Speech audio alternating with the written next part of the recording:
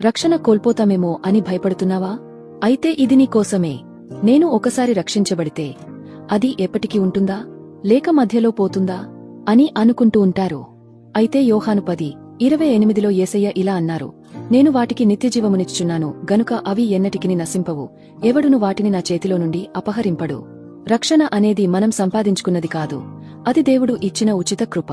ఆయన మనల్ని తన చేతితో పట్టుకున్నప్పుడు ఏ శక్తి మనల్ని ఆయన నుండి వేరు చేయలేదు. మనం బలహీనపడవచ్చు, కాని మనల్ని రక్షించిన దేవుడు నమ్మదగినవాడు.